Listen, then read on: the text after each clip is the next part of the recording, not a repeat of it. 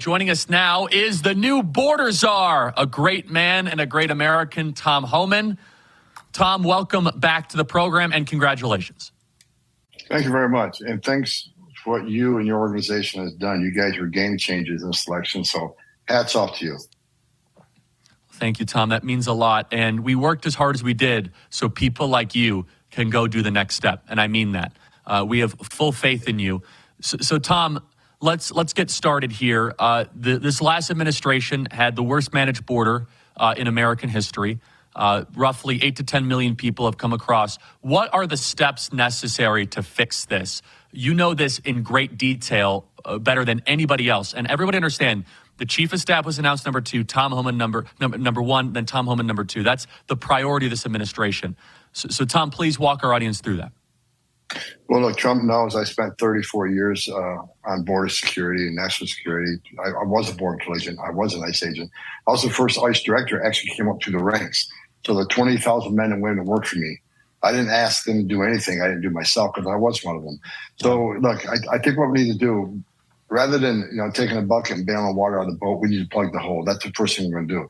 I say first thing, but there's a couple first things. We're going to secure the border. We're going to start on day one. At the same time, we're going to start the deportation operations in the interior. The border quickly remain in Mexico. We got to get back in place. President Trump had to get with Mexico and make that happen. That was a game changer on the Trump administration. You want to claim asylum? Go ahead and claim asylum, but you're going to wait in Mexico. And what people don't realize is about 3 months into that program, many people stopped coming. They stopped selling everything they own, their life savings, to give it to the criminal cartels to be smuggled into the United States.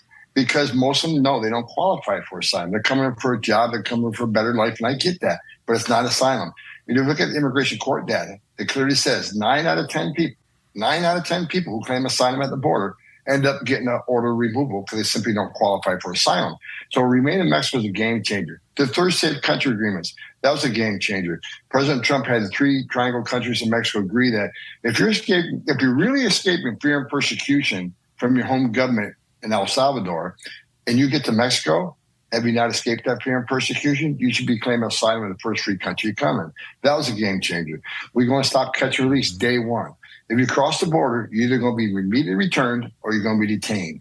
You're not going to be released. And finally, the border wall. We got to get the border wall finished. A lot of the wall that's already up, Biden administration didn't finish the technology that goes in that wall, the technology that tells us someone's climbing it, digging under it.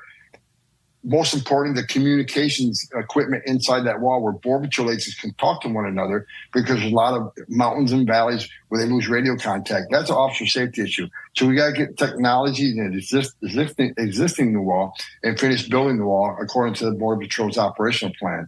Walls, every place we built a wall, and anybody go to cbp.gov and look at it, every place there's been a structure put up. Illegal immigration went down, illegal drug flow went down. But most importantly, for those that think Trump's inhumane, the border wall saves lives, because the most vulnerable, the women and children, can't get over that wall, which means they go to a place where there's not a wall. And guess what's waiting for them? United States Border Patrol, who's going to take care of the humanitarian health needs first, then they're going to deal with the immigration issue. So we're going to Trump has already proven the most successful president in my lifetime, most unprecedented success on the border, 45-year low illegal immigration. Illegal immigration down as much as 90%. We have the game plan, but this time we got to finish the game plan. At the same time, kick off the biggest deportation operation this country's ever seen. So let's get into that. So we have literally foreign drug organizations and cartels taking over apartment buildings in Aurora, Colorado. What authority does the federal government have to remove trespassers that are domiciled here illegally? Is it absolute? And what if a city says you, the federal government, are not welcome in our city? Well, 2 things, yes. If they're in the country illegally, no one's going to stop ICE from taking them into custody and remove them. I said this morning on a show. I see all these, the governors and mayors speak up. They're going to put all these roadblocks up for the administration. Look, I can't believe any elected official, whether you're a mayor or a governor, would stand on stage and say, I'm going to block ICE from doing what they do. Because under the Trump administration, his first 4 years, 9 out of 10 people we arrested was a convicted criminal or pending criminal charges. I don't understand why any elected official would say, No, I don't want a public safety threat taken off my streets. I don't want a national security threat taken off my streets, because that's going to be the priorities on the interior enforcement operation. We're going after the public safety threat and the national security threat first, because they propose the most dangerous to the United States. Any politician wants to stand in the way, go ahead and stand in the way. You're not going to stop us. If you're not going to help us, get the hell out of the way, because ICE is going to do their job. You want to be a sanctuary city? You don't want to let our officers in the jail? You want to release them to the public? Okay, so I'll double the manpower for that city, because now we got to go in the neighborhood and find them. Because you put my officer at risk, you put the community at risk. They're not going to stop ICE. We're going to take the handcuffs off ICE that's been on them for the last 4 years and let them do their job. At one point, they kept saying the Biden administration, Alejandro Mayorkas, who should have been impeached and removed 3 years ago, he says ICE is going to concentrate on the worst of the worst. We're going to concentrate solely on the criminals. If you didn't commit a criminal offense, you're free and ICE can't arrest you.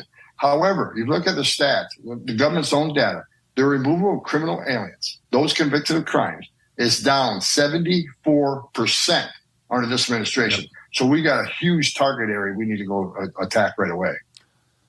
So just to be technically clear, let's just say if the city of Oakland declares themselves a sanctuary city, is there anything that they can legally do to prevent the federal government from coming in and removing a rapist who has a deportation notice on him or her? No. Federal law always trumps any state or local law. We're going to do the job. We're going to enforce the laws enacted by Congress without apology. That's very heartwarming to hear. Then how in the first administration were sanctuary cities allowed to be tolerated? Because, Tom, I imagine you're not going to put up with that. You'll say, that's nice. Okay, you guys can call whatever you want. Here's the first administration, of course, the left went nuts when I said something on a Fox interview, and I said this. When I was a special agent, I arrested a lot of U.S. citizens for harboring illegal aliens, either in their place of employment or their homes. Harboring an illegal alien is a felony.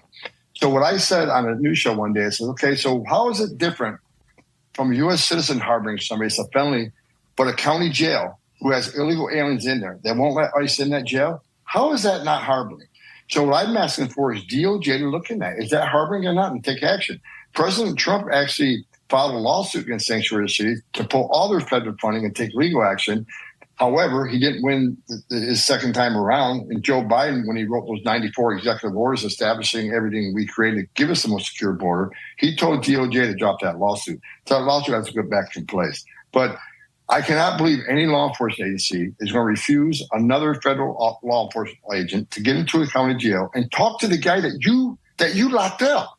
You locked him into jail, so because obviously the public safety threat. Why you won't give us access to it? Now, some of these sanctuary sheriffs say, well, we're a sanctuary city. We want victims and witnesses of alien crime to feel free to come to us without thinking we're working with ICE. That is just a stone cold lie, because the victims and witnesses of alien crime, they don't want the bad guy released either. I mean, that's common sense. We don't want to talk to the victim and witness. We want to talk to the guy that you locked in a jail cell. And when you're done with him, we want him. Well, not only will we remove him from the community so he can't reoffend, we're going to remove him from the country.